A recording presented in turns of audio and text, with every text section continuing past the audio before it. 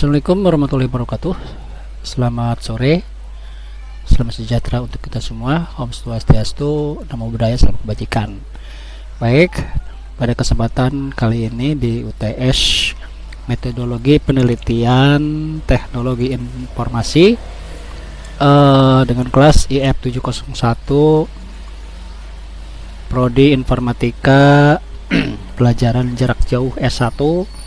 Nama saya Jang Kamun, NIM 2204 01 01 02 12 dengan dosen pengampu Bapak Dr. Ucuk Darussalam STMT. Baik, pada kesempatan kali ini saya akan mempresentasikan tentang evaluasi, kalibrasi, dan perform kuantum prosesor di HVC Center. Pada kesempatan kali ini, presentasi ini membahas penelitian tentang kalibrasi otomatis dan evaluasi perform prosesor kuantum berbasis superkonduktor yang dioperasikan di pusat komputasi berkinerja tinggi atau HPC. Fokus utama adalah mengatasi kelemahan metode konvensional dengan pendekatan inovatif yang adaptif dan efisien. Research gap dalam kalibrasi dan evaluasi kuantum prosesor. Penelitian gap dalam kalibrasi dan evaluasi kuantum prosesor, di sini perpindahan ke HPC, di mana kebutuhan sistem kuantum berjalan mandiri dan dikendalikan jarak jauh di HPC tanpa campur tangan manual. Sementara kalibrasi otomatis, belum ada prosedur terkait dengan kalibrasi otomatis yang efisien dan skala besar untuk HPC. Sementara evaluasi performnya adalah perlu standar benchmarking holistik yang mencakup aspek fisik, statistik, dan aplikasi nyata. Sementara adaptasi parameter yaitu sistem kalibrasi ulang adaptif real time berdasarkan perform aktual sementara belum tersedia. Kelemahan dari metode state of the art saat ini: satu, kalibrasi manual tidak efisien dan sulit diterapkan pada sistem besar, rawan human error. Itu kalau manual. Sementara kalibrasi otomatis eksperimental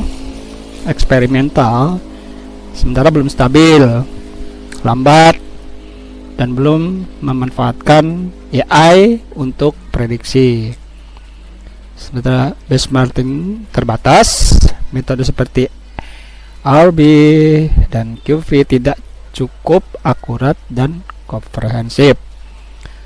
Sementara mitigasi error itu acak atau parsial, belum mampu menghapus kesalahan sepenuhnya dan menambah kompleksitas. Usulan metode penelitian untuk mengatasi kelemahan yaitu satu, kalibrasi otomatis adaptif, di mana sistem kalibrasi otomatis dengan pemicu berdasarkan fidelitas GHZ secara real time. Kalibrasi parsial tapi bertahap. Sementara benchmarking terpadu yaitu kombinasi RB, QV, dan VQE untuk evaluasi menyeluruh dari aspek fisik, sistemik, dan aplikatif. Sementara penjadwalan optimal yaitu strategi penjadwalan kalibrasi berbasis optimasi knapsack untuk efisiensi waktu dan sumber daya. Sementara integrasi machine learning model prediktif untuk memperkirakan kebutuhan kalibrasi dan risiko degradasi fidelitas qubit. Nah, keunggulan dari metode usulan, kalibrasi otomatis dan adaptif, yaitu minim intervensi manual, efisiensi dan responsif terhadap penurunan perform. Kedua, benchmarking multilevel, penilaian komprehensif dari berbagai perspektif, memberikan gambaran perform yang lengkap.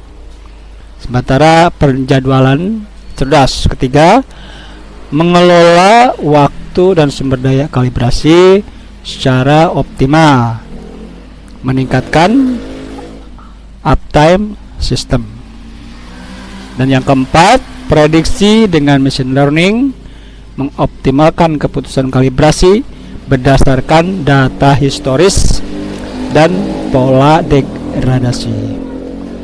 Nah, dari hasil parameter unggul metode usulan, di sini saya membuat kolom yang isinya ada 3 kolom, 6 baris, yang isinya kolom 1 yaitu metrik, yang kolom 2 nilai usulan, dan kolom 3 adalah standar industri. Untuk metrik T1 atau coherency time itu 30,11 US, sementara standar industrinya di 20-30 US. T2 dephasing time 9,2 US, sementara standar industrinya adalah 5-10 US. Terus fidelitas gate 1 qubit itu nilai usulannya 99,86%,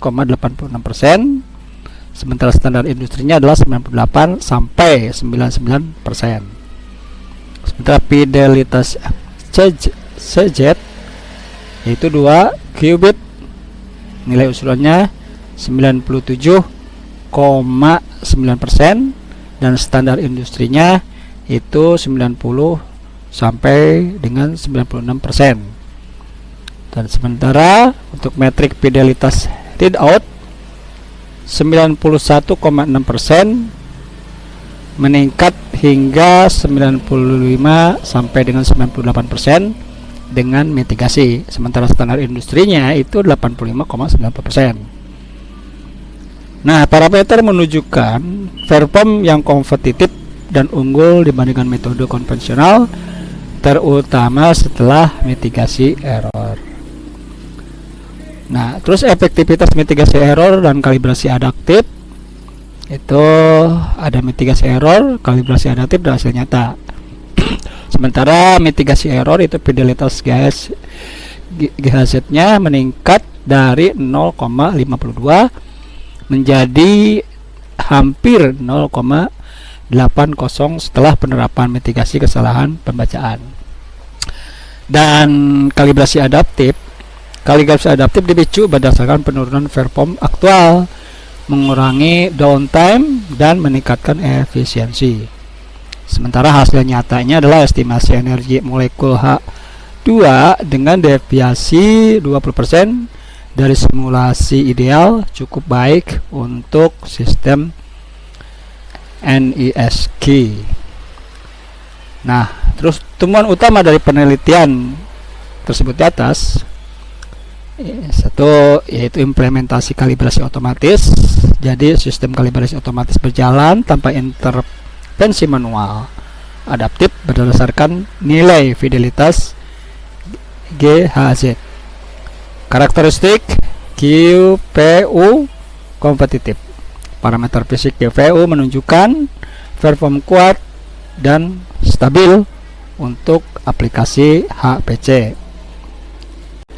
Dan benchmarking realistis itu evaluasi menyeluruh dengan RB, QV, dan VQE mencerminkan perform nyata dari sistem.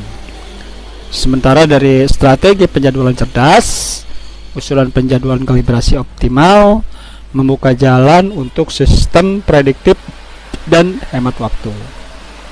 Kesimpulannya dan implikasi penelitian, metode usulan berhasil mengatasi kelemahan metode konvensional dengan otomatisasi, efisiensi, dan adaptasi real time. Sistem kuantum siap beroperasi 24/7 di HPC dengan perform stabil dan parameter unggul. Integrasi benchmarking komprehensif dan mitigasi error meningkatkan akurasi hasil eksperimen. Penjadwalan cerdas dan machine learning membuka peluang pengembangan kalibrasi otonom di masa depan. Penelitian ini menjadi landasan penting untuk transformasi sistem kuantum dari dari kuantum laboratorium ke produksi skala besar di pusat komputasi modern. Demikian presentasi saya, mudah-mudahan bermanfaat. Mohon maaf apabila kekurangannya. Sekian dan terima kasih. Wassalamualaikum warahmatullahi wabarakatuh.